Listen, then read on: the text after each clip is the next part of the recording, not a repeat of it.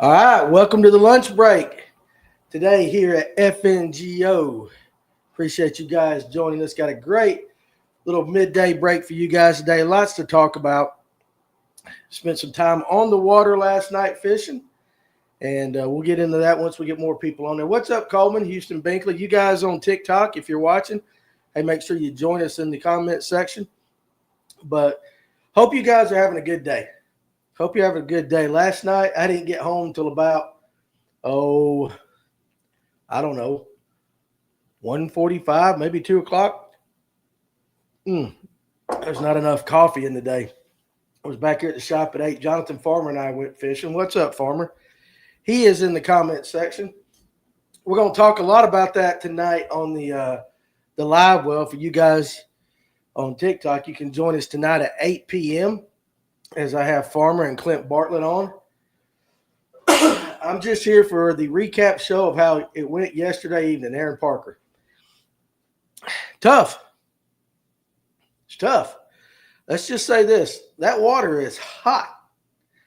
John Alder, what's up? DP Fish and Misadventures. Lunch snuck up on me. Thought it was earlier. So I have been down in coffee all morning. I'm telling you, I think about got the hiccups. I'm trying to drink it. It just got brewed right before we came on air. But anyway, went and picked me up some custom Sakamata clones yesterday. They look good. Yeah, that Sakamata shad, I've got some. I had a gentleman went to Japan, and he picked me up some 4-inch ones, and I haven't fished with them yet. Dipping again already. Carson. Missed you guys at iCast, Bait Cave Customs. Bait Cave, I was stuck in the Digital Sportsman booth, so I did not get to walk around. But let's connect. Let's get back together. So, Carson, listen. Yes, the reason is I went home Friday. I went a whole week. A whole week. I went home Friday, sitting on the couch, and I just looked at my dog. And I love my dogs. I got 2 border pits, combination cross between a border collie and a pit bull. Fantastic dogs, smart as all get go, just good-hearted dogs, sweet as could be. But I looked at one of them, and I was like, I'm not even going to say what I was thinking because I might get banned on TikTok. But you guys can kind of go with what I was thinking in my head. And I said, you know what? If that thought crosses my mind, I need to go and get a can of dip. So I went and did that. So, but I am pacing it out with the ons and everything. I'm still trying, but I need to pace myself. Got to watch those folks who drink hot coffee when it's blazing hot outside. Yeah, but it is 60. Thermostat's on 70 in here. And Farmer, this is about my 5th. I had I think I got the hiccup. I do have the hiccups. Try not to have the hiccups. That's a great thing to have when you go on live is get the hiccups. You guys just going to have to work with me while I try to power through the hiccups. I had a web call with a company Fishing Girl and Digital Sportsman this morning. So I had to be at the shop really early. And so I've been pounding the coffee. Look at that. You guys going to have to excuse me. Iced coffee is good. If you've never tried it, I recommend it. I love an iced caramel macchiato. Gosh, bless. This ought to be real good. I'm going to hold my breath.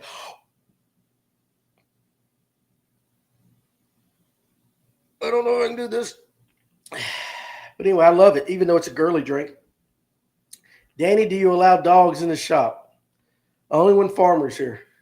No, I'm just kidding. Yeah, I don't care. As long as this thing don't bite me, he can come. Bring that dog. Okay, maybe let's see if we can get that now. Then I think I got my hiccups under control. So let's go ahead and do these things. What we're going to talk about today is we're going to kind of recap a little bit last night with me and Farmer on Lake Lanier. I also want to get your ideas. We started talking about this yesterday about throwing a shakehead, whether you use a senko or a trickworm. We're going to talk about that. Also, too, and this is for you motorcycle guys, I want to know if trikes are really considered motorcycles. And I'll tell you why here in a second.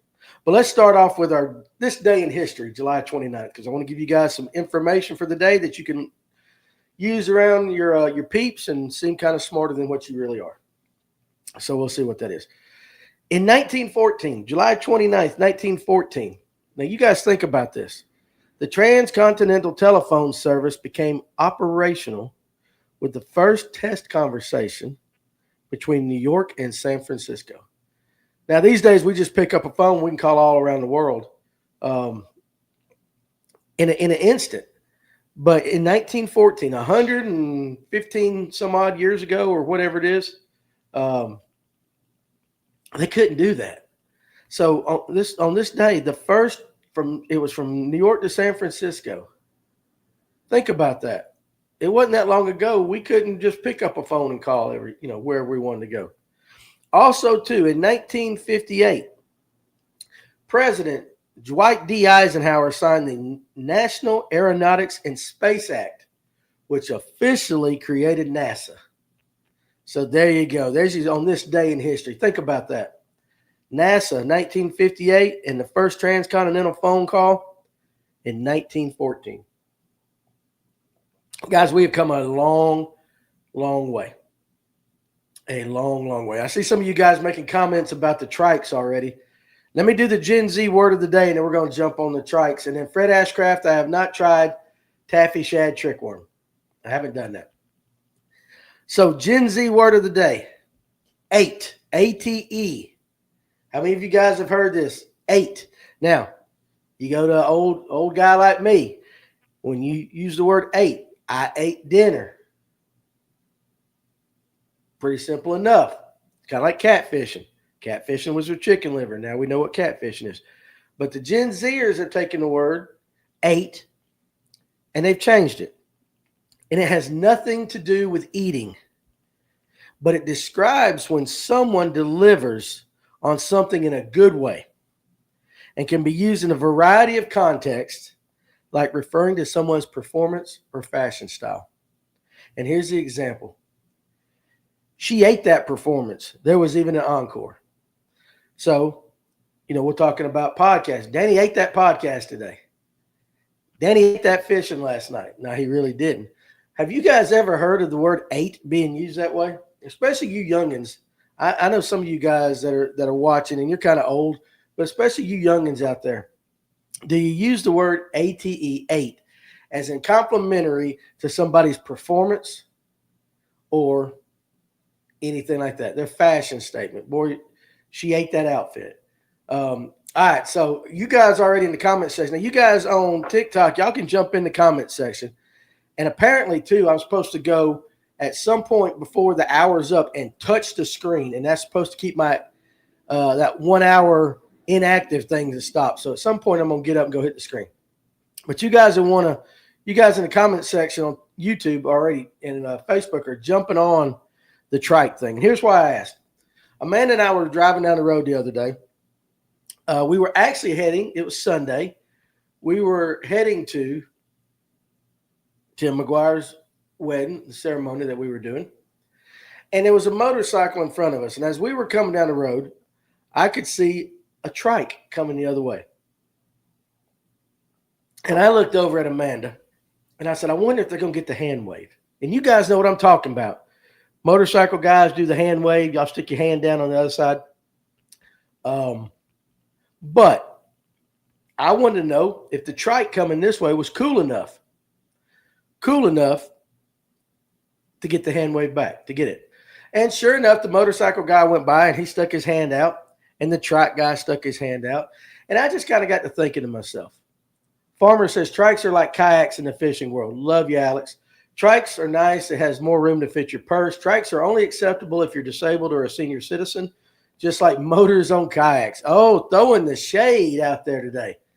John Aldred, he is throwing the shade to you kayak guys that have motors.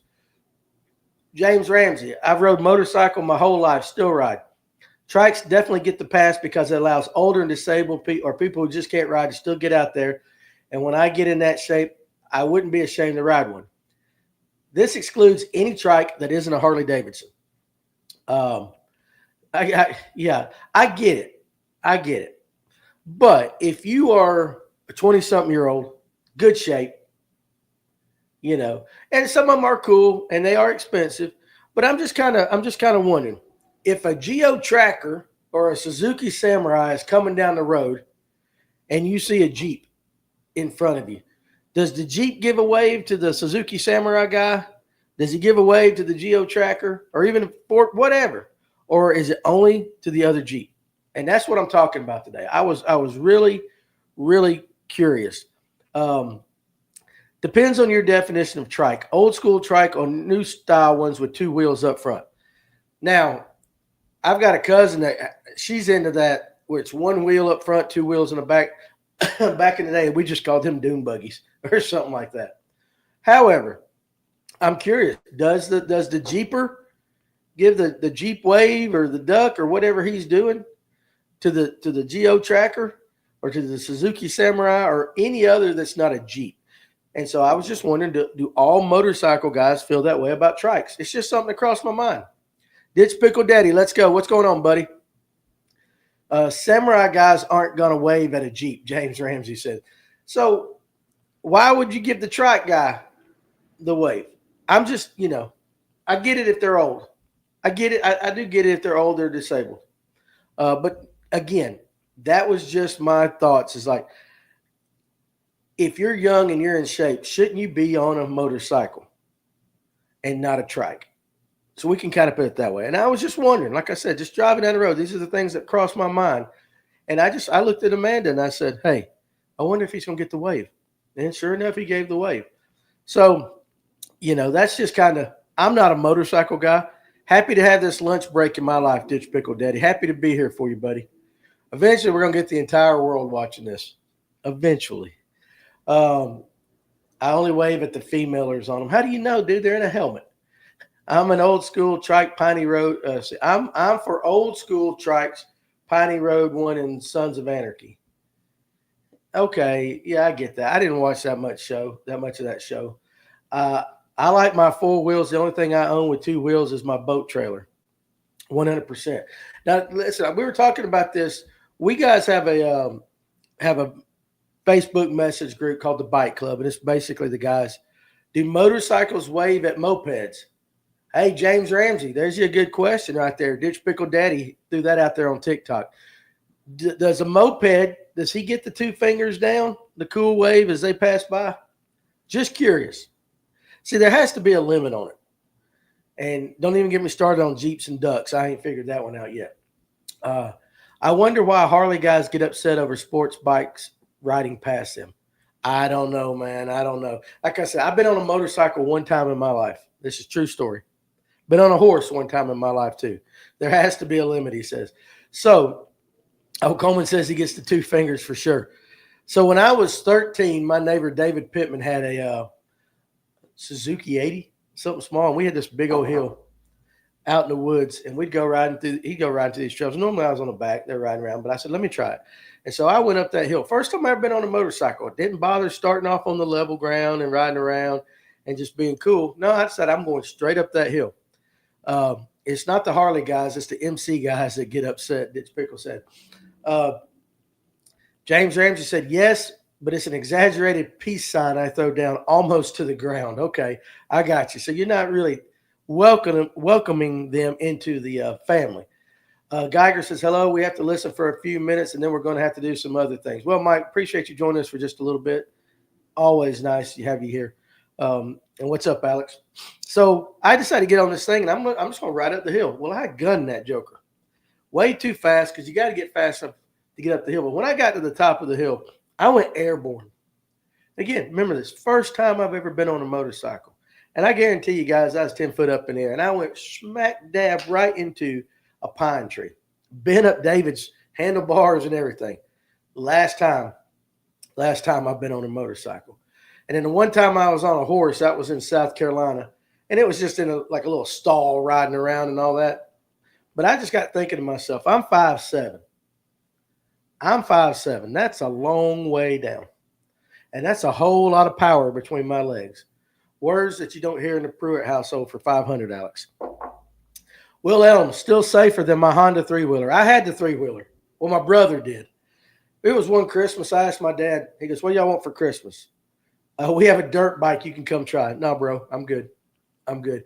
So for Christmas, I was 14.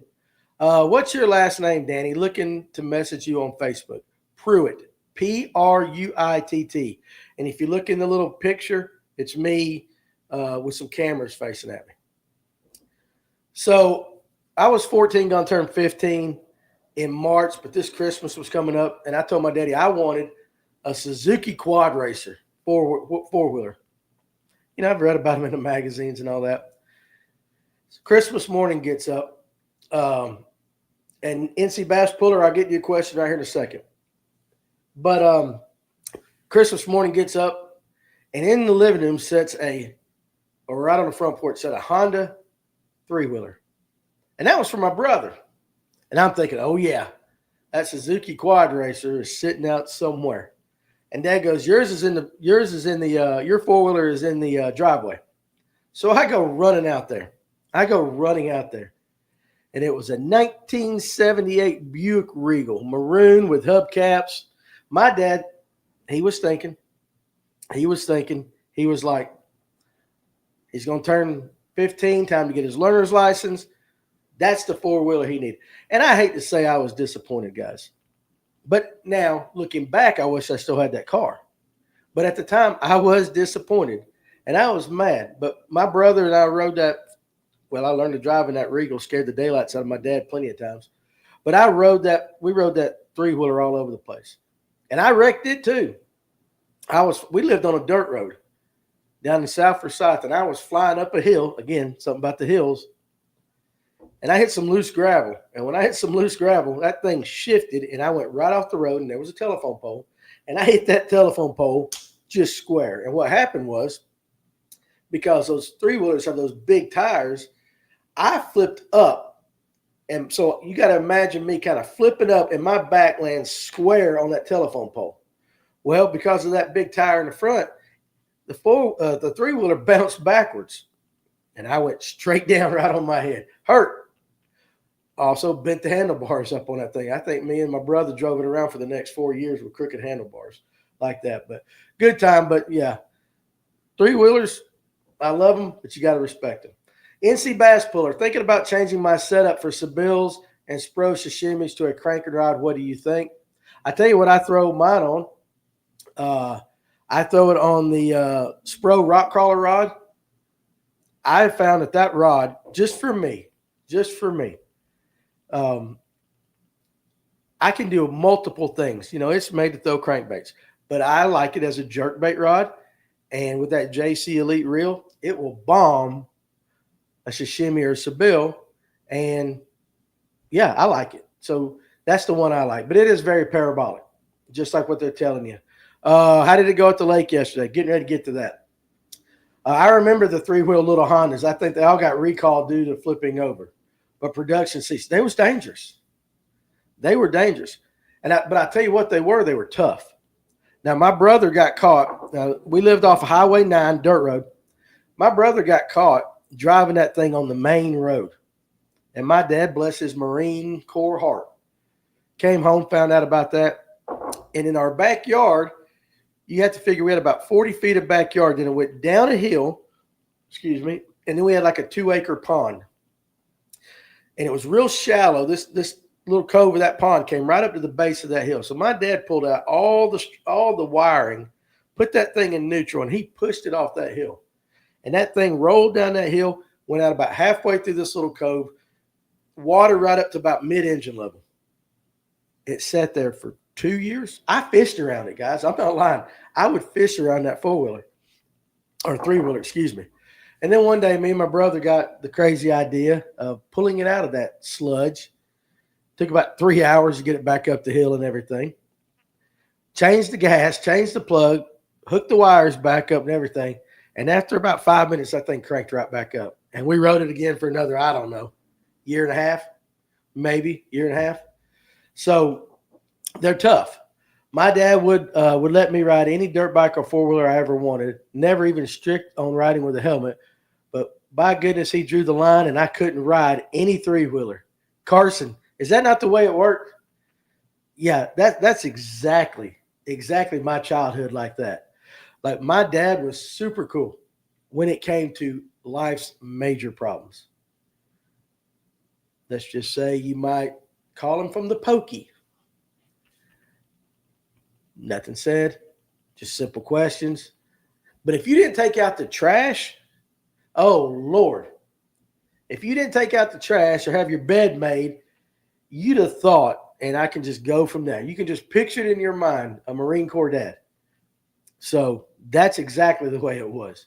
But yes, anything major, no big deal. And I think I'm kind of the same way that as well. I think I got that from my dad. Little things irritate me, but big things, no problem. Anyway, so got some guys talking about last night. So Farmer and I met over at Thompson Creek, and he wanted to go up the river up Chestatee. So I'm not going to give it all out because you got to watch tonight when we'll get really detailed into it on the live well. But first of all, when we had Kevin Underwood on the live well last Thursday night, he talked about sticking his hand in the water when he was fishing with Mike Buka and saying, nope, this ain't the water we need. And they're going up the river, and he every so often reach his hand out. No, this ain't the water we need. I totally understand what he's talking about now because that water on Lake Lanier right now, and I believe if Farmer's still on here, it had to be right about 89, 90 degrees surface temp.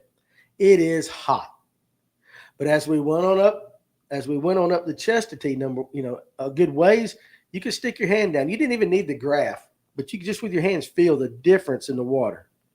And so it was, I totally get why he wanted to go to Chestatee looking for cooler water. We were looking for largemouth. We ended up catching 9 last night, and of those 9, this is Lake Lanier. Of those 9, maybe only 3 were spotted bass. And Lake Lanier is a spotted bass lake. We were catching largemouth. It's been 88, 89 at Thompson, and that's what we put in. And guys, somebody, the ramp or the dock at Thompson, good Lord, somebody hit that thing. And I think I heard it might be a wake boat in our bike club thing, but good grief. They absolutely trashed the dock at Thompson. The ramp going out to the main dock is just bent all to get-go. What's up, Kevin McShann? Did you guys fish any dock lights? Yes, we did. From about 10 o'clock to about 1:30. We hit dock lights all the way down from Van's Tavern all the way back up. Now, there was one spot that I'm not going to give away. It happened over the 4th of July weekend. I sent you a pic of the boat on the walkway. Okay, I ain't got my phone out here. Or if you did it, I didn't see it. Broke Bass Boy's been working in Kentucky, and Lake Barkley is miserable water temp-wise, but the dinks are still biting. Yeah, we didn't catch no big ones. So here's the interesting thing on the dock lights last night, Mark. You say dock lights. I'm talking green lights, and I think that's what you might be talking about. We didn't fish dock lights per se. We fished the green lights that are in the water. One of them was more of a clear light that was in the water submerged, not green light. We didn't get bit except for maybe one on a green light. But we popped a couple of largemouth off that one that was clearer. There is a dock light we found, and I'm not going to tell you where it's at. I am going to gatekeep this. I'm sure other guys know. Almost impossible to fish. Almost impossible to fish. Farmer and I probably were looking at 3 to 4, maybe even a 5-pounder here and there, spotted bass swimming under this light that you just can't fish. Can't fish it. But from a distance looking into the light, you would be amazed at the spotted bass we saw. Absolutely incredible. Farmer tried his best. What type of lures do you want to go through? You want to go through around those lights? It depends. Green lights aren't great this time of year, for sure. Farmer said, they're better time of the year. We saw a ton of big brim. We threw everything from a jig, wacky worm. I've been with guys throwing crankbaits to it, flukes to it, just whatever you think you're comfortable with. I caught my largemouth off that light last night on a weightless wacky, of course, on a weightless wacky. But hey, that's what we're going to talk about tonight too, because on the live well about when things get tough. Because generally, guys, I can go anywhere and throw a wacky worm. I can, then I'm not always going to catch the biggest, but I can slay some fish on a wacky worm. Those things last night, I caught two on a wacky. Two on a wacky. Green lights are better than spring and fall freshwater, but they're great in saltwater right now. And yeah, I was throwing Old Faithful. I threw some other stuff, but I did throw Old Faithful last night. Yeah, Farmer was saying in the springtime of the year, those green lights are amazing. Cletus got them. Cletus was out there. He was scoping. He was scoping out deep, I think. He's going to be on tonight. We'll find out all the details. But one of the things we're going to talk about tonight is what do you do when times get tough, and just how to figure out bite windows, especially if you have a job. Broke bass boys, you know what I would throw at it? Absolutely. And here's the bad thing is I only grabbed a few things from my tackle box and threw it. I wanted chartreuse flukes is what we use on Hartwell. I threw a fluke through there that Lipsticker Fishing puts out that has some chart in it and a little bit of blue, but it's got it's not that bright chart. You know what I'm talking about? Not one that's just, but it had that. I wanted to throw a chicken rig or a Nico, but I really know Dave Aldridge throws that chicken rig. I really wanted to throw a chicken rig in some places, but I took the wrong tackle box that had all my right hooks. And so basically I was stuck throwing black buzzbait, which I did catch a largemouth on. And it was exactly where a largemouth should have been, in the back of a creek. I threw a jig. I didn't get bit on a jig. I caught one on two on the wacky. And I can't remember if I caught one on a shaky head or what the other one I caught. I ended up catching 4 last night. Farmer caught 5. But we hit those lights, dude. And I'm telling you what, it was so hot. And thunderstorms, what was funny is thunderstorms, we could see thunderstorms all around the entire area, but they never came across the lake. Real backwaters, it is that hot. But we went up the river and that water got really cool. Really cool, really fast. So, and Farmer went up there and popped 3 up the river, which was pretty impressive to watch how he was doing. He was kind of teaching me channel swings. And so anytime I'm on the boat with Farmer or even Ryan, when I did get to go with him, Kevin Underwood, anytime I'm on the boat with somebody, I'm watching what they're doing and I'm trying to learn it. So Farmer was kind of talking about channel swings and everything in the river last night. And, it was interesting. But what's funny is you talk about a channel swing in the river, the bass were set up where the bass should be. As on the rock, on all that kind of stuff, the bassy stuff. And then, you had the outside bend, which is a lot of silt. Just the way it is. But when I was in Tennessee fishing for muskie on the Collins River, okay, now we couldn't see it because that river was usually crystal clear, but it had rain, so it was a little bit dirty. But Jimmy Dobbs was my guide for that episode, and he told me this. Muskie will sit over there like where the bass will sit when they're not feeding. When a muskie is feeding lots of times, though, they go to that outside of that channel swing in all of that just silt. You know what I'm talking about in the curve. It just looks like it's just mud going right on into the mud and sand just goes right in it. Nothing about it looks like there should be fish there. But on the Collins River, I threw that big swim bait up there on those outside of those channel swings, right off that mud thing, and boom, that's where the muskie would hit. That's where we caught both muskies. We're on the outside of the channel swing, not right up there next to where you would think it looked good. Titus says, I'm always willing to learn when I'm on the boat with anyone. Once you stop learning, you stop growing. 100%, Titus. You can pick up something from everybody. And I watched the way Farmer worked some of his jigs last night and picked up a couple of things. Got a tournament Saturday at High Falls, South Georgia. It's a mud hole with tons of blowdowns. Any tips? Any tips? So guys out there, that if you've ever fished High Falls, let me know. But when you fish a lake that's a mud hole with tons of blowdowns, I will say this, and I think Farmer will, because he's right there underneath you. I think Farmer will chime in on this. The bass that he caught in the river yesterday were pinned to wood. They were tight to structure. That one that I caught down the lake on the buzzbait in the back of a creek, as soon as I pulled it over a log, blew up, it was tight to structure. Those two that we caught on that white light, structure was not as much. The only spot I caught was behind the dock. I skipped a wacky behind the dock. But the largemouth were tight to structure, it being so hot. I would imagine muddy water, hot temperatures, a lot of junk in the water. I'd beat that. Those blowdowns, I'd probably work a jig, probably bring a buzz bait over the top of it, or a spinner bait, chatterbait, something with some reaction. Jeremiah says a lot of mine have been close to wood cover as well, or sitting on a rocky bottom. I can't pull fish off blowdowns to save my life, but standing timber hates to see me coming. Yeah, blowdowns, our number one TikTok video ever is that one with O'Neal Williams talking about the blowdown. And, of course, it's because the comment section went crazy with that term. But he said the biggest mistake a lot of guys make when fishing a blowdown is we will chunk up to the shallowest part of it, and we will work it.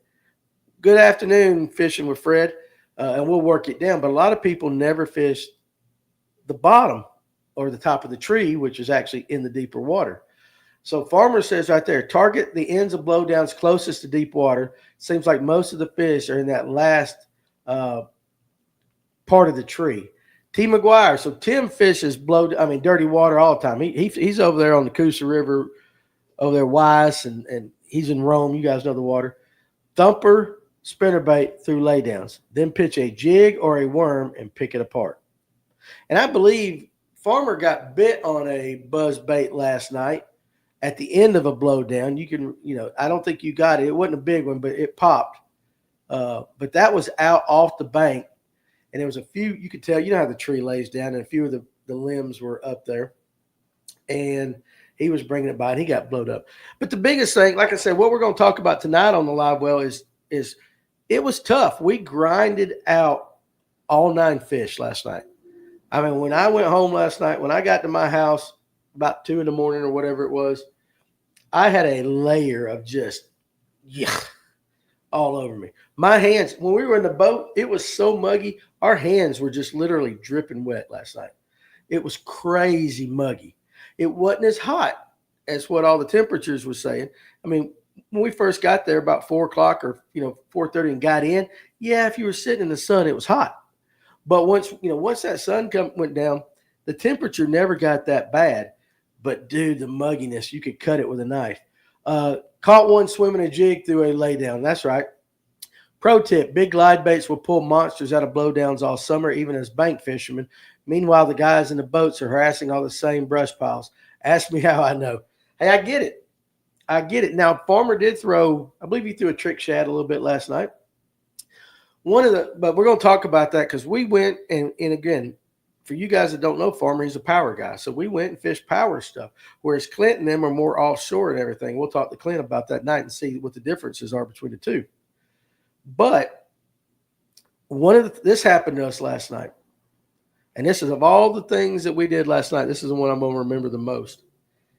You're talking, good grief, Farmer. It had to be 1 o'clock, 12:45, 1 o'clock. We're heading back up the lake. Now, Farmer is a very, very cautious, careful driver on the lake at night. We're not going 70 miles down the lake. But we're going down the lake. 12:45. 12:45 last night. And he knows exactly what I'm talking about. We're just south of the Highway 53 bridge, right there by Little Hall. We're just coming up to Little Hall. And you can't see nothing. I mean, there's enough light with the moon and stuff. I mean, so it wasn't pitch black dark. But all of a sudden, to our left, and you got to imagine, I'm on the left and he's over here in the driver. To my left, it looks like there's just something floating out here in the middle of the lake. I look over at Farmer, and Farmer's like, what? And we were like, what is that? You couldn't tell. Well, we turned around because Farmer goes, I think that's a boat. And sure enough, We turned around right out there in the middle of the channel. Out there in the middle of the channel sat a pontoon boat with no lights on, not moving, just sitting there.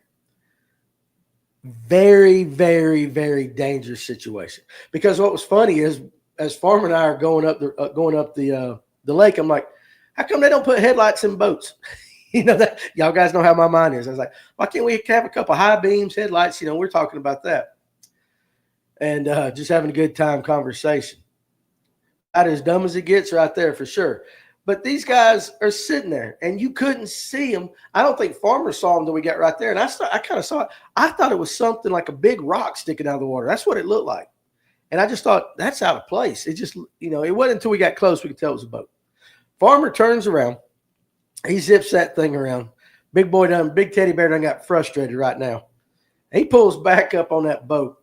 Headlights would blind oncoming vessels. I know that's what we were saying, Ed.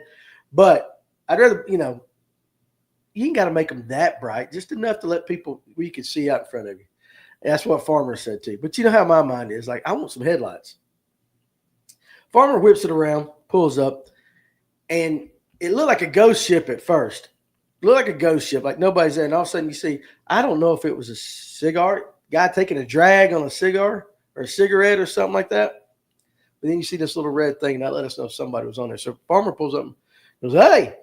The guy goes, hey, and he goes, you all right? Whatever. And, or what's going on? And like that. And then he said, Farmer, just in the nicest way, says, you having problems with your lights? And the guy goes, yeah, we're working on them. We're working on them right now. And Farmer goes, you need any help? And he's like, nope. No, we got it. The second that we turned around and started going back up the lake, and I mean the second that our boat was facing away from them going the other way, somehow the lights on that boat came on. All of a sudden, just magically appeared these lights on this boat. Them jokers were sitting out there in the middle of that channel with nothing. Nothing. And you know what? Everybody thinks Lake Lanier is haunted. Well, not everybody, but you know how the national people look at Lake Lanier. That right there is what Lake Lanier is haunted with. Foolish people. Foolish people, and then you stick a little brown bottle or whatever it is in their hands, makes it even worse. I wish I had the ability to write tickets. I'd have wrote that guy a ticket right then and there. Or just, I don't want to say it because I don't want to get shut down on TikTok. But you guys know where my mind's going with that. How foolish could you be? Gator hater. Sorry to interrupt, but do you know any lures similar to the discontinued Larry Dahlberg diver frog? I don't gator hater, but I'm going to put it out there to everybody. Have you guys heard of a Larry Dahlberg diver frog? And if so, do you know any lure similar to that? So you guys throw it out there. Rob Obleski. And that's why I don't fish at night, because no matter what, you'll run into an ignorant person. I'm telling you. And listen, we ain't talking Carter's Lake dark. We ain't talking none of that crazy stuff. It wasn't that dark. But you could not tell that was a boat or anything until you got up on it. And thank goodness that we were not in line with it. And Farmer was being really careful. Like I'm saying, guys, he's not running 60 or 70 miles. We might have been, I think he just had it enough to be up on plane. And we're just kind of cruising back to the ramp. I agree with Rob. Superior Trailers of Georgia. How are you, hon? Coleman doesn't fish at night because he's scared of the dark. Now, don't let all of Coleman's secrets out. Huh? Save those for me and you can text them to me. It's definitely haunted. Everyone should stay away. Well, you run into an ignorant person in the daytime too, but at least you can see them ahead of time. That's the big thing. Guys, I'm serious. It was just there, but it was funny. Okay, Titus, your message has gone up a little bit. Retype that, what you were saying about the porcos. Clubber nearly hit a kayaker one night. If it wasn't for the depth finder light, he would have hit him. I will tell you this now. I was fishing one of Hammond's digital tournaments. And Alex does it right. You can see my kayak from outer space there at night. And that's what I was getting there to say. The guys that know what they're doing do it right. But me and Brett Matthews were fishing a Hammond's digital, and this was in the morning. And we're taking off, and it's dusky daylight. I'd rather fish at night over daytime 100 times over. Hey, I get it, but you got to be careful. You got to be careful out there because of other people. But this was, now we're in his Phoenix, so we're boogieing. We're running 60, 65, 70 up the lake. Out in the middle of a channel was this kayaker. Now, guys, you know how it is early morning. Everything's kind of gray.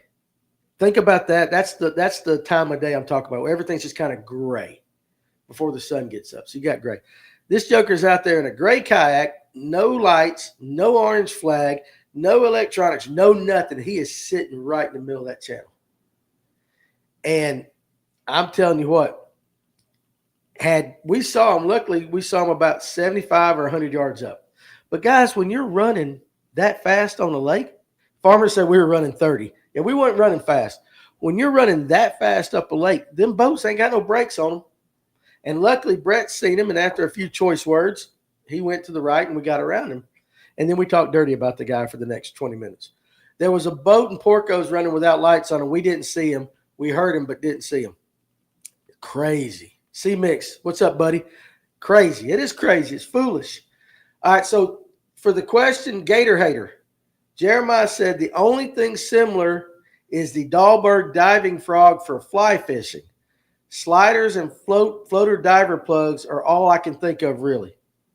So Jeremiah knows a lot of different baits. Lord knows he owns half of them.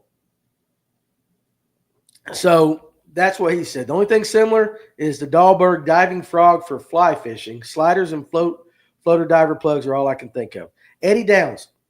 Okay, I got him. You guys know how this works. I got comments going both ways. So let me get Eddie Downs over here. Me and my buddy were fishing one night and saw two girls floating in a paddle boat.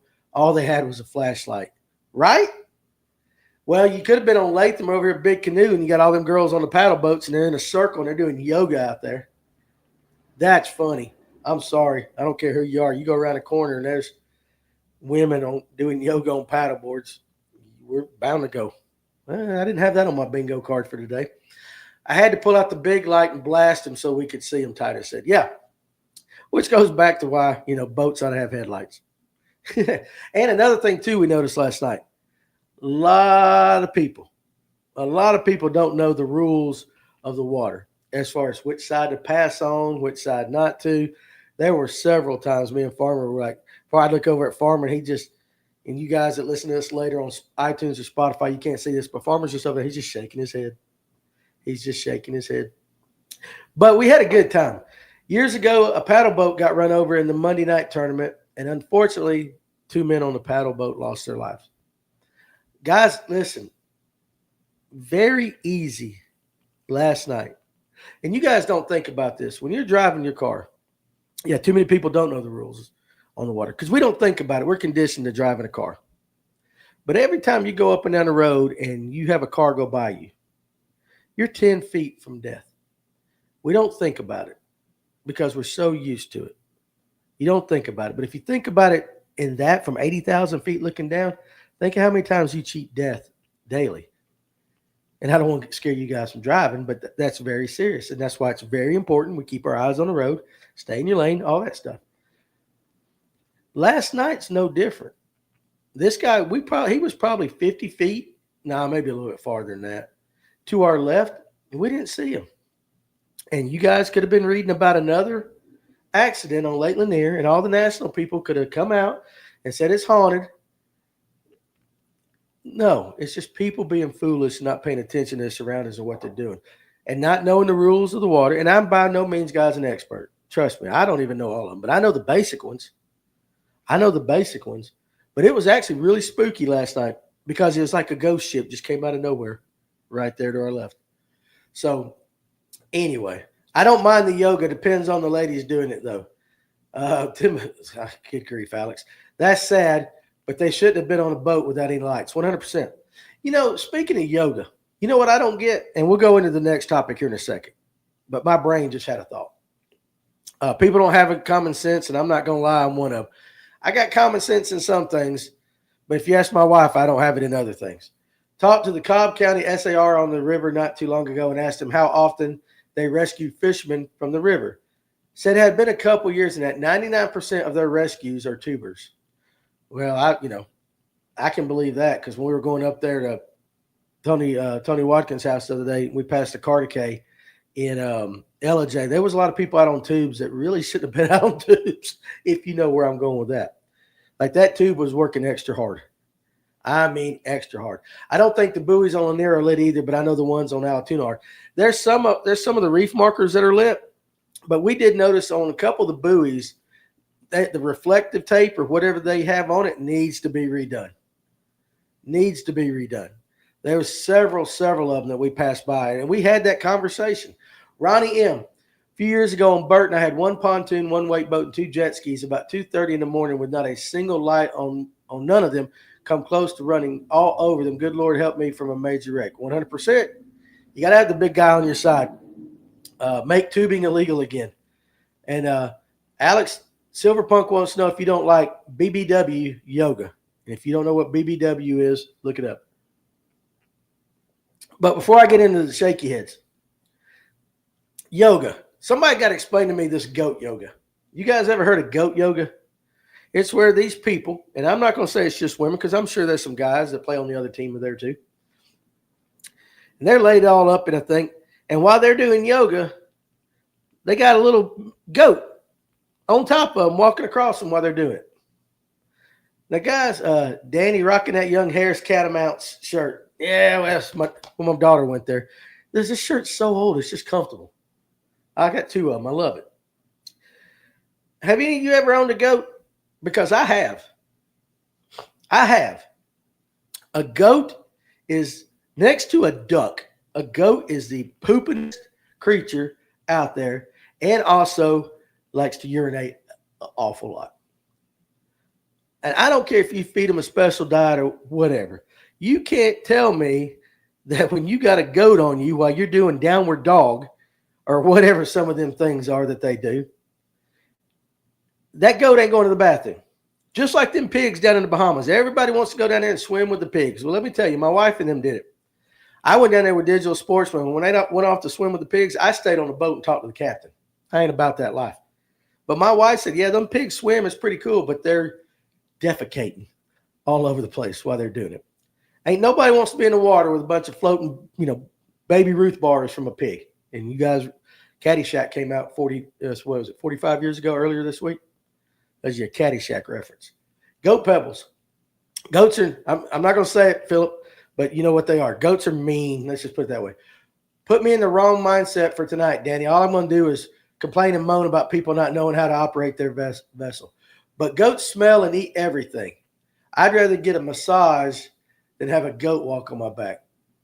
Seriously. No doubt. Not the Baby Ruth bars. I've always wanted to pull that stunt. And I like a Baby Ruth bar. But goats and yoga are two things that just don't mix in my mind. I didn't have paddle boards and yoga on my bingo card either when we saw it. But they're down there and they're in their upward. Only yoga pose I know is downward dog. Let's do the downward dog. I don't know the other ones. But whatever they're in, they're out there, and I'm thinking, I really would like to fish right where they're sitting. I really would like to just fish right there. You guys are right off that point, right there. Got some good gravel on that side. There's a brush pile right underneath you, and I can't fish it because y'all want to come out on the water and exercise. If you're going to exercise on the water, swim. Nothing like watching stand-up paddle boarders inflate their boards at the ramp and take half an hour. Yeah, that's right there with them kayak guys, which I'm going to become a kayak guy, I think, officially Saturday. I think I'm going to go with Alex over to Latham.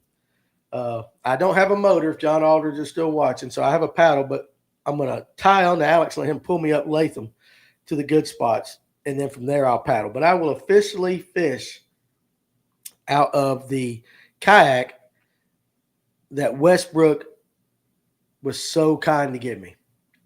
And at that Crescent Shoulder, we'll see how it goes. I think it's supposed to be cool. Thank goodness. Did you guys see the weather?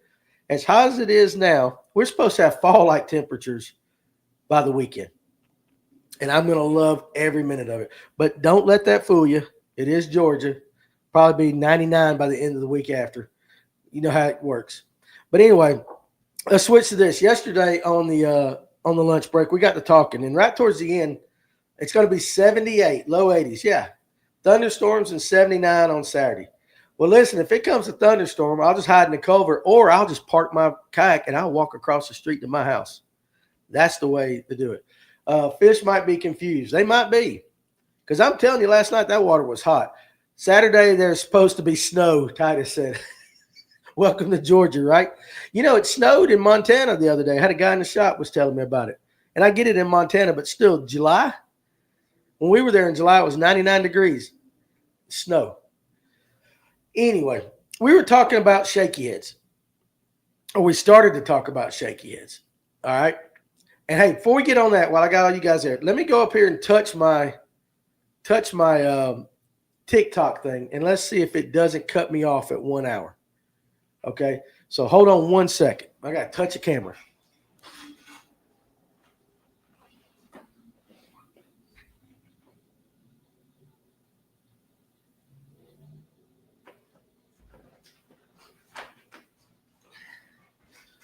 All right, I hope that worked. We'll see here in about 10 minutes. As long as they're confused enough to annihilate my lure every cast, that works. My new kayak will be ready to take out Saturday. That's pretty cool.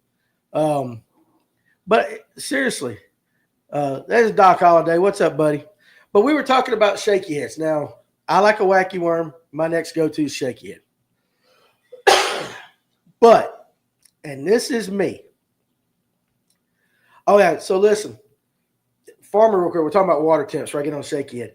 We were a quarter mile from 400 up the Chestatee River. And for those of you that know Lake Lanier, you know how far up that is. It was 79-degree water temp. 90 out there on the main lake, 79 up the rivers. Had to wear a jacket one August morning years ago at the blast off on Logan Martin. Well, I will tell you what, at 1 o'clock in the morning, Farmer will tell you I made a comment that I could cut diamonds with certain parts of my physique. It got kind of chilly. But it felt good. Good grief, it felt good.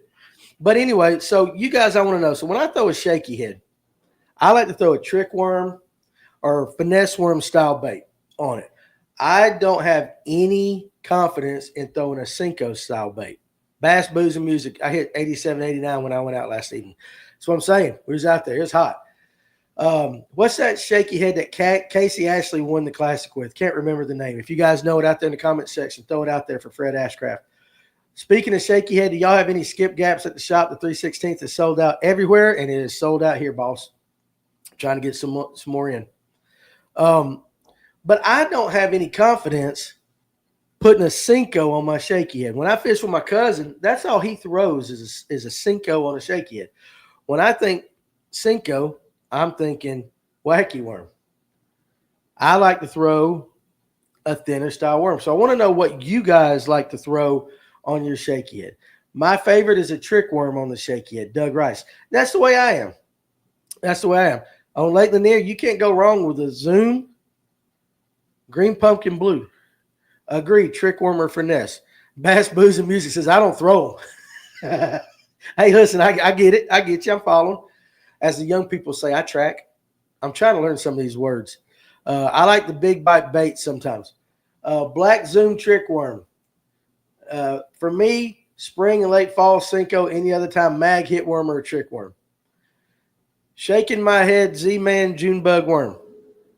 Okay, I got you. So, but if you talk to the guys that throw that Senko, and Tony, what's up, Tony? Trick worm, magnum trick worm, Z-craw worm, fluke stick, green pumpkin. Very similar. That's kind of where I'm at. Charlie Adams, mine is a spot sticker. Yeah, I get it. I get it. I just don't. There's something about sticking a 5 or 6 inch Senko on a shaky head. Now, granted, it really ain't much of a difference, but I've got a mental block up here. I've got a bad mental block about sticking a Senko on a shaky head, and I know it probably works. It probably works. Silver Punk's going to drop a little juice for everybody watching. TikTok, you guys pay attention. YouTube. I'll drop a little juice. I've had good luck with a Mimizu. How do you say that? Mimizu, Mimizu color fat Nico on a shaky head. And DP's Fishing Adventure says there's only one color that works in Georgia, green pumpkin. Green pumpkin's everywhere, 100%. Mason Roach can't be saying the Senko with a shaky head, can't be telling the juice. See, Mason says it's juice. My cousin throws it. He thinks it's juice, but I'm like, But I'm getting bit over here on that. I love the Maxent, the hit worm. Fluke stick is real similar, just a forked tail. Yeah, but you know what? It's that tail, Tony, that gets past my brain. It gets past my mental block.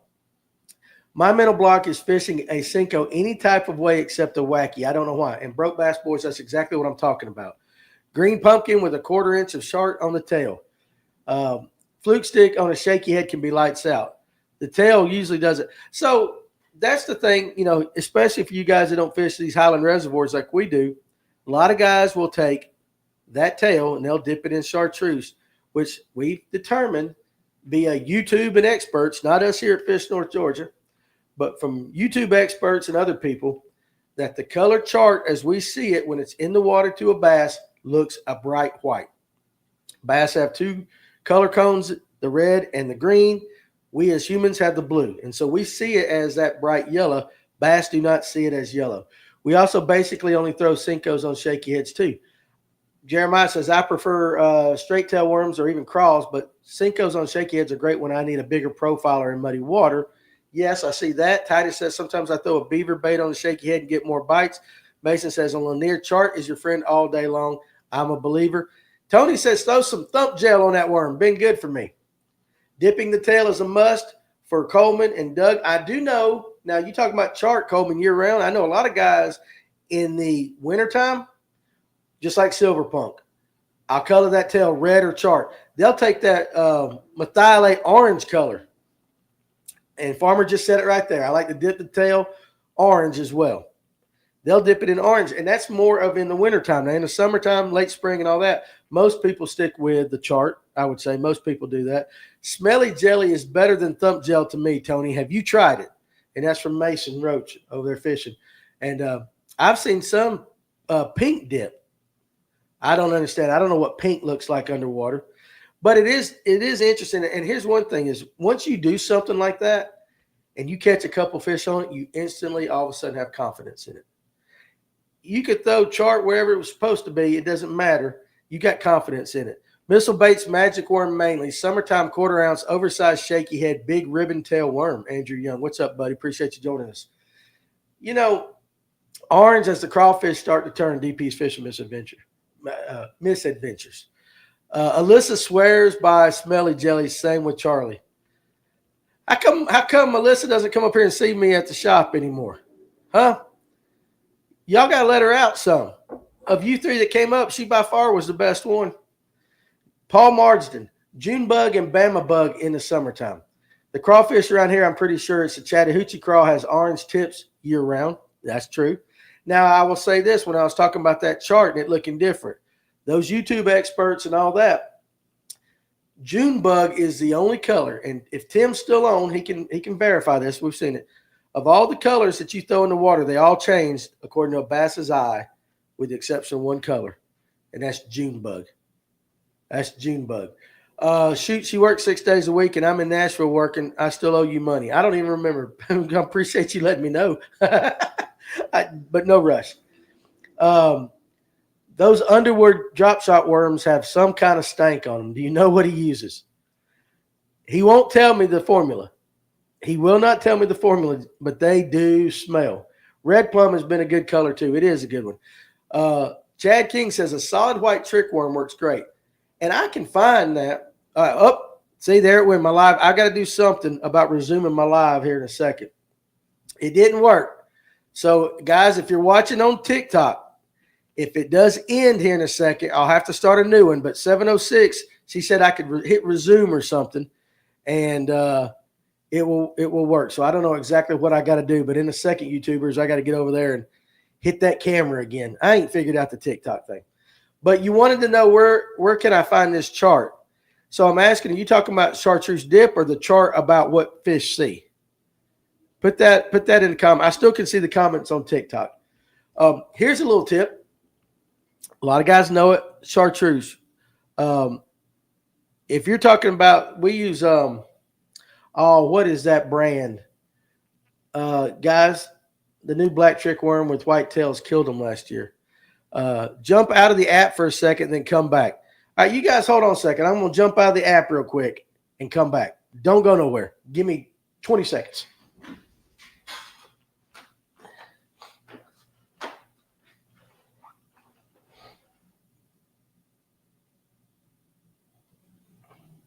don't know what I'm doing with this toolbox. I got told that I could just, there. Let's see. Then we're going back. TikTok, 242424. Go live. Resume. There we go. All right, I don't know what I hit, but it works. I'm looking for the color chart as bass season. So it's a YouTube video. Farmer said over here, and I forget. I like the plastic bottle, not the glass bottle. Yeah, some JJ's Magic was what I was thinking about. We like to dip in JJ's Magic. It's got a little scent to it. Spike It is good. But as far as the chart, Farmer, do you remember Steve Rogers, Silver Punk? Okay, that's what you want to do. You want to go on YouTube, type in Steve Rogers. What he does, and it's very, very interesting, is he'll take a bait, and then if I believe we're talking about the same video, and he will remove the yellow, the blue cone, and the blue whatever. He's got these shades that he puts over it. Everything changes. Everything changes. What you think looks kind of green pumpkinish is more of a brownish a little bit. It's pretty interesting. It's really interesting to see it. Now, whether it's 100% true, I've never asked. I've never asked the fish. But according to scientists and that, it changes. Now, JJ's container, it is true. If you take that JJ's Magic and it gets hot, that stuff right there can blow up on you. And once you get that stuff on your carpet or on your boat seat, it's hard, if not impossible, to get out. And you smell like a Olive Garden. JJ's Magic is money. If you need it specifically placed on the bait, use a paint pen from Lowe's. Hey, good thought right there. Scuppernong was my go-to color when we fished the small reservoir. It says Moist Donut. God, I love your names. I absolutely love your names. Here's a little tip. If you're getting a lot of short strikes, if you're throwing a trickworm or something, and you're getting a lot of short strikes, and you think you're coming back with tails missing, and you think they're just hitting it, instead of putting the JJ's Magic on the tip, on the end of your worm, turn it over, dip the head where you're screwing it down onto your shaky head, and put that chartreuse right there. If you think that's what they're targeting. I'm not saying it works 100% of the time, but we've done it, and it does work. Just flip that, not flip the worm over, of course, but just dip it on the head side, screw it on there, throw it out. If you think that's what they're keying in on. Silver Punk, let's see. Okay, Coleman Jones. Y'all see the video where Slick dipped his tongue in JJ's Magic? Nah, I didn't see that one. I don't doubt it knowing Slick. Mason, I'm coming home this weekend. May come drop by if you're open and shoot the bull. Yo, maybe I might be on Latham fishing. We'll have to see how the weather holds out. Just text me. Didn't they take the lens of a bass and use that as a filter to determine what the colors look like? Jeremiah, I don't, Silverpunk said that. I don't know how they did it, but I do know that, you know, he had on that video, he had a red, green, blue filter, and he would remove one and just kind of, it's very interesting. I don't know if it's 100% accurate. Again, I've never asked the bass, but it makes a lot of sense to me. Didn't they take, see, that's Silverpunk. Jeremiah, the clear JJ's is good too for just adding scent. I'll dip the entire bait clear first and then dip the tail in color dye. So that goes back to like scents too and everything. You know, we can talk about that too as well. I get scent on something that moves very slow. Very, very slow, especially if you're dead sticking. I do not get putting scent, and I know guys that do, on a Seville style bait, even on a spinner bait. I've seen guys dip that. I just don't understand that, because to me, those are reaction bites. You're not putting out a scent trail and a bass goes, there was a spinner bait come through here a little while ago, smelled like garlic. Let me go see if I can chase it down. You can't convince me. Just logic. You can't convince me that that's how it works. Y'all see where there's been 2 over 8 pounds caught on tuna 2 weeks ago? I don't doubt it. Lake Altoon's got some big largemouth. The reason the max scent stuff works, it's built in.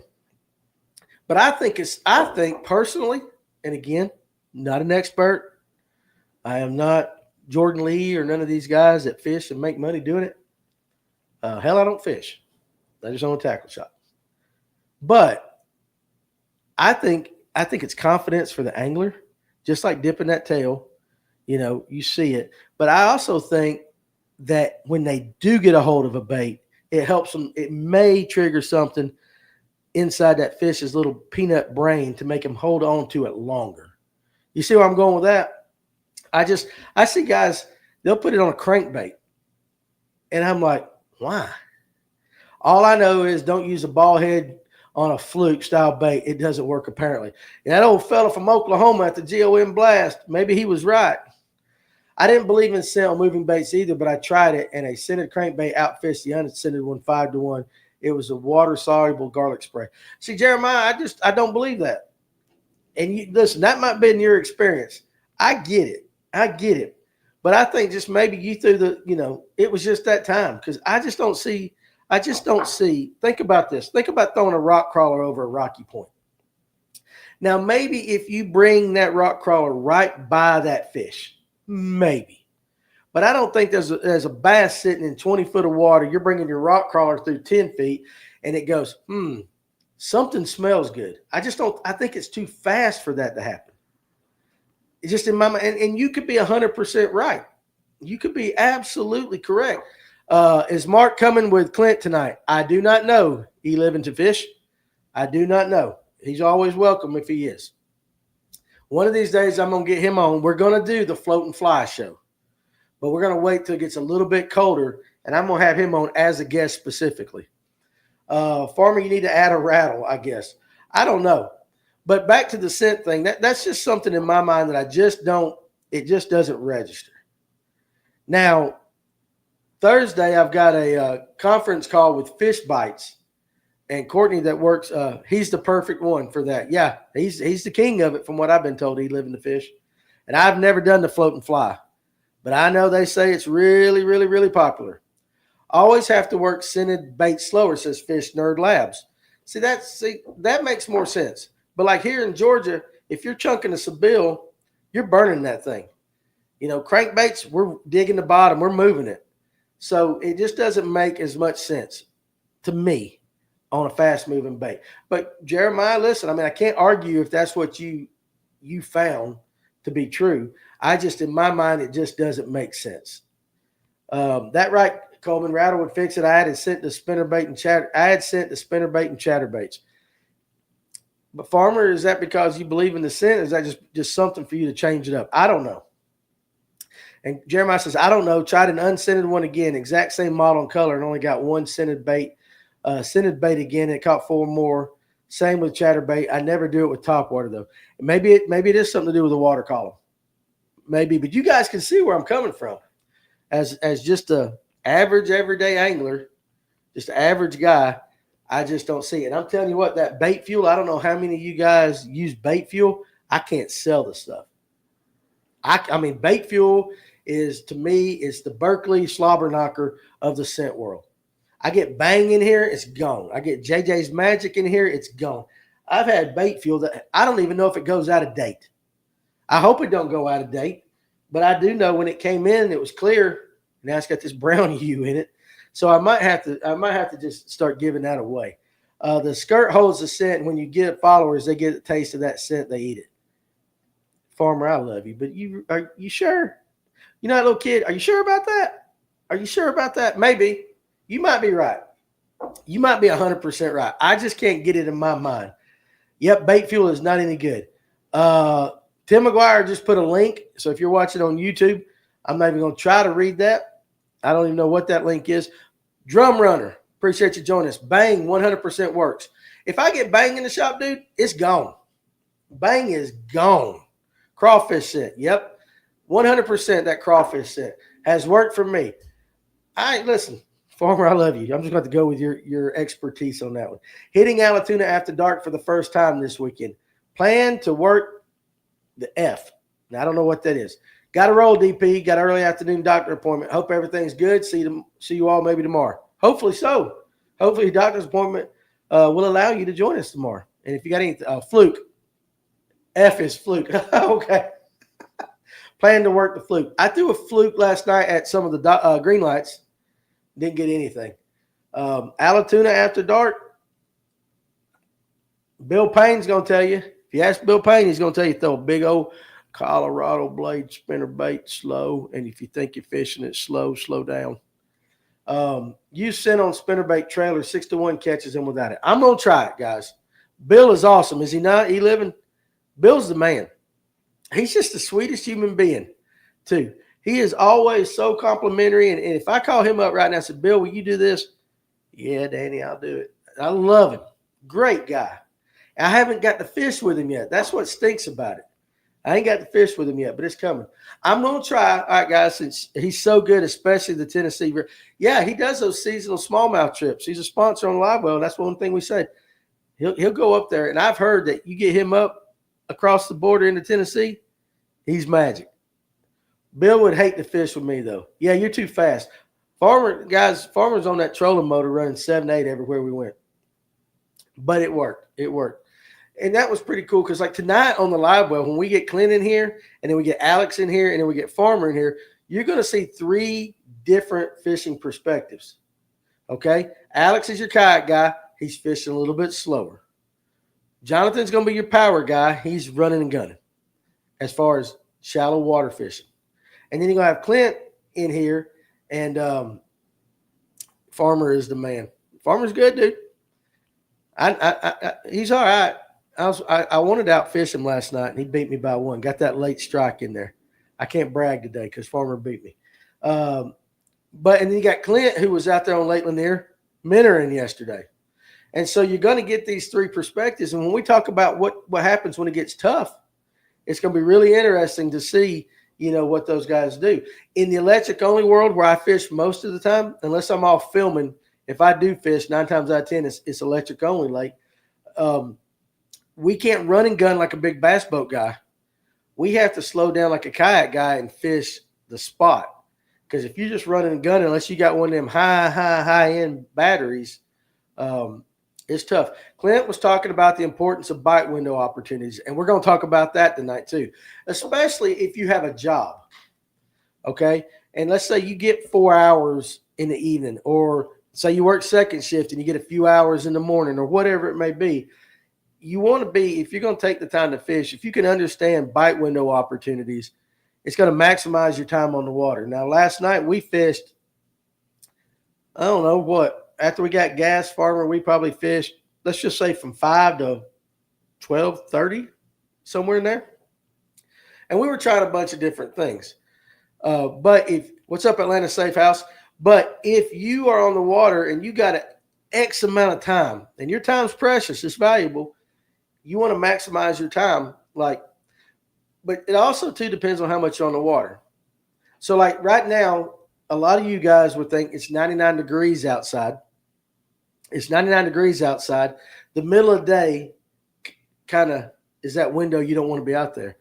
But when I was out with Kevin Underwood a couple weeks ago, he was telling me that the best topwater bite of the day was when the sun was directly overhead from 11 to 2. Okay, so, if you want to go out and throw topwater, I don't know how that works. Out here sweating like a stuck pig, just got in the truck, got a second before another drop off. Well, hey, listen, Atlanta Safe House, if you're delivering, you're selling. So that's good. You guys need to check them out. Biggest selection of safes and gun safes in the Atlanta area right there. I need to go down there and see your place. Definitely. But they've got a ton. If you need a safe of any size, whatever, check out Atlanta Safe House. Just like if you need a trailer. If you guys are in the market for a trailer, right there, Superior Trailers of Georgia. Check them out. We got a lot of great local companies out here that we all need to support. What I realized from reading the Day on the Lake section of Bassmaster Magazine every month is even touring pros be struggling real bad on unfamiliar water. Most end results are bags under 17 pounds. For sure.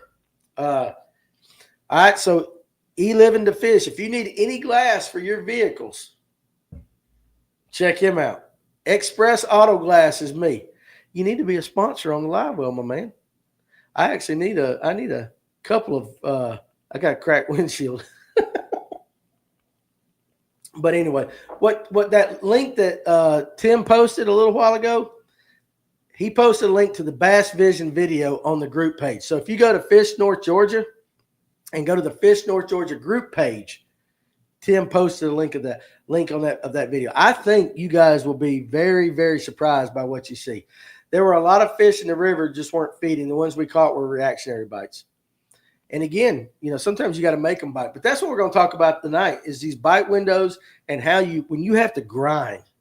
Because, Farmer, I think you can agree last night we grinded out 9 fish. Sweating like stuck hogs, like what you were saying, Atlanta Safe House. Sweating like crazy. We saw a lot of fish, and I think Farmer will tell you they were pinned to the bottom too. When we went back down south, well, even in the river, Farmer, I think you mentioned, even in the river, a lot of the fish were pinned. And we saw, it was a grind, and we saw on his forward-facing sonar a very, very clear example of a thermocline. That thermocline set up in places on Lanier. 100% it's set up. And that's what Kevin Underwood was talking about that the other day. He was talking about the thermocline being set up. And so it's evident. It's evident. It was just like Farmer goes, look right there. There's your thermocline. And you couldn't miss it. You couldn't miss it. But it was a grind. These summertime fish, you got at that window of opportunity that Clint's talking about. It's when you're going to be 30 to 35 foot.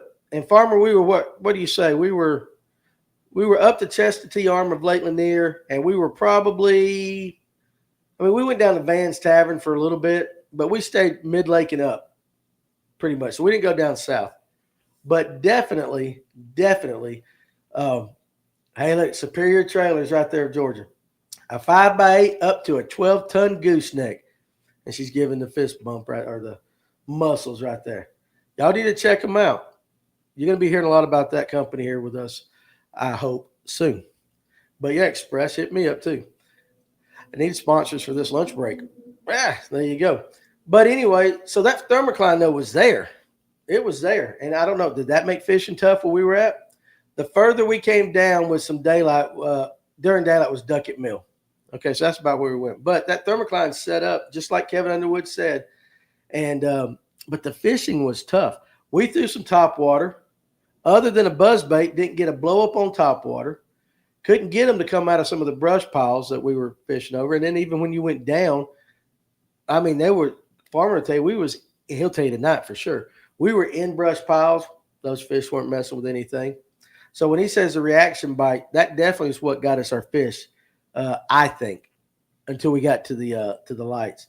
Farmer, I'm telling you, listen, other than that boat being crazy going by us, us going by that night, that one dock light we found, that one green light we found, and I will not give up the location, was worse than any live scope could ever be about you seeing fish and them not biting.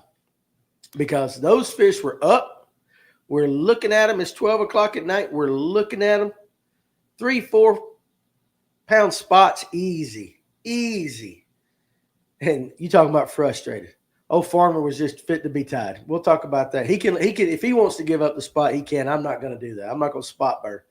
Can't decide if I want to go to Russell or Jockasee this Saturday. I'm nervous going near Clark's Hill. You know what? If it was me, I'd go to Jockasee. I'd go to a mountain lake. Got to be a little bit cooler water. Where are you guys planning on fishing this weekend? I know it's Tuesday. I generally don't ask that until Friday, but it is Tuesday. Hopefully, if everything works out, I'm going to be fishing with Alex Purrs on Latham right across the street. And so we'll be out there, like I said, my maiden voyage in a kayak. We'll try to do that. But I can tell you what I'm going to throw. I don't have any electronics, nothing. My kayak is as bare-boned as it gets. I got a seat, and I got a paddle, and I got a life jacket. And that's all I'm going to have in there. I'll have my wacky worm tied on. I'll have a Sebile style or topwater bait tied on. And then I'm going to have a Nico or a chicken rig tied on. We're going to have some lower temps this weekend. Yeah, for sure. See you later, Doug Rice. Pull me up to that dock light, and I think I can get one to eat. I got an idea. I'm telling you right now, Jeremiah, maybe you can. Farmer's one of the best anglers I know. and he certainly couldn't get these things. They were feeding on some very small bait. Now, most of your green lights had big brim on it and everything. And we went to one, you could see, we think it was a bass, but a very big fish would go over that green light. And the old boys would be so proud of No Tech. Yeah, Randy Blockett might give me a shout out. Maybe I'll do a video. Just, hey, Randy, I'm just a fat guy out here in a kayak with no electronics, just doing it the old school way. But I'm just telling you, where you guys going to fish? I don't know, Jeremiah, because he threw the kitchen sink at him. The children are speaking like they have experience. I don't know. I'm just telling you, to watch those fish swim around was absolutely, it's like you come up on a bedded bass. Whether you bed fish or not, I don't care. That's up to you. That's your morals, whatever. But you see an 8-pounder sitting there, and you throw everything at that thing. And that big girl just doesn't give you the time of day. Just doesn't. That's what it was like last night, because the bait was pulled up by that green light. The bait was up there, and they were just, you could tell, they were chasing this year's fry, is what Farmer said. But there was plenty of brim and other stuff there around. They were specific. You had to match the hatch if you wanted right there to get that. We didn't have that with us. That's exactly what I thought would be going on. A little 1-2 inch bait fish, figured out how to get around that on both the freshwater and saltwater side, but normally can only get one, and that's it. Seriously, how do y'all think this week's heat will affect the lake temps? I can still see lake temps rising after the fact because it's so warm. Depends on whether we get some rain. A crappie jig would have gotten bit. I didn't have any. Yeah, you would have had to go real small. A weighted treble would get bit as well. Coleman. That's back. That reminds me of the 80s. This is back before I had morals fishing, and I didn't do it, but I was young. But let's just say some of the country folk that lived around there would ask my dad if they could come, and they would noodle in my dad's pond. And if they saw a big one, they would take a treble hook with a big float. They would throw that float past it, and they would slow roll it up, and boom. Old crank telephone works too. I know a fella here. My grandfather had that old crank telephone. For you guys that don't know, you can take that old crank telephone. Got 2 leads coming off of it with wire. You chunk it down on a sandy bottom, turn that thing, get a little electric current, and certain fish will float to the top. And I know a gentleman here in Marble Hill that still has one. Now, whether he will let me get it and show you guys, I'll have to ask him. A 1/2-ounce spoon probably would work. Here's the problem, guys. What you don't understand is where we were at. You did not have the ability to just cast anything and everything. It was almost impossible to fish. And Farmer did his dangest to try to get them things to buy. I got to the point where I just sat down and was watching Farmer. Because, it was only room for one. And he'll tell you the way he was trying to catch them. And like I said, maybe he'll talk about it tonight. There was only room for one. But it was interesting. But, yeah, you wasn't just chunking anything and everything there. But, Coleman, I can't believe that. Look at you, cheater, up there. Weighted treble on a crank telephone. That's funny as all get go. Danny, did you film any of Farmer last night? I did. I took the Insta360, and we ran it until we got out of the SD. What we were doing with the green lights, no, because it was dark and we didn't have lights on that. So we didn't film that, but I did get a few fish catches before that. And I got to put that thing on here later on and learn how to play with it, because I haven't edited off of a Insta360 because that thing's weird. Coleman says, I never said I condone it. I'm just saying it would work. Coleman, come on now. Come on, Coleman. Just don't get caught with that old phone. Not saying how I know. Fred, I know. Seriously. My grandfather had one, and I have seen it. Let's just say, now we're talking back in the late 70s, early 80s, guys. We ain't talking about last week. My grandfather's been gone for a while. But let's just say I have seen that in a creek work. If he would have clicked the trolling motor off for a few minutes so your wacky worm could reach the bottom, y'all may have caught him. Here's the problem, Aaron. He did throw a wacky in there. He didn't throw my wacky in there. Maybe it would have. However, earlier in the day, I broke off on my spinning rod. So I was throwing a wacky with a bait caster. I am not accurate at all with a weightless wacky at a bait caster. Spinning reel, yes. That, no. But Farmer did see it, guys. And so this is the honest truth. He did see me skip a jig several times last night with the bait caster under some overhanging stuff. I'm getting the hang of it. Now, would I go to these docks and like he does? Because Farmer can stand on the front of a dock. There'll be a pontoon right there. You got 12 inches right there. Yeah, he did throw a wacky a little bit with a 1 ounce nail in it. Bottom of at this spot was 40 foot. Yeah, we can't keep telling them how deep we was. Farmer, we're going to give away the spot. But I was able to skip a jig, and I was just like, look at that, Farmer, check it out. He's like, I see you. But Farmer can stand on the front of a dock and skip between 12 inches of pontoon and dock, all the way through that, all the way up the walkway, and hit the daggum bank. And he's just sitting like, big old goofy thing. But no way you're waiting on that to get down there. Aaron, you didn't have to wait. They were in 2 foot of water at the top. We were watching these fish. We wasn't watching them on live scope. We were physically looking at these monster spotted bass, just doing their business, going in and out. That's all I'm going to say. I don't want to give up too much information. But maybe if I'd had my spinning rod still hooked up. But after I broke it off for the second time, I just went, heck with it. I'm not tying one back on. And I threw bait casters the rest of the night. Farmer had 6 or 7 bait casters on the deck, but he did have one fairy one. So, guys, Jonathan Farmer owns a fairy one. And he did use it. He did use it last night. I saw it. All right, guys. So with that, listen, we've been going about an hour and a half. I could talk. Heck, I could sit here and talk straight through to the show tonight. What goes into sponsoring? E-Living the Fish. I don't know if you got anything. You can go back and see this.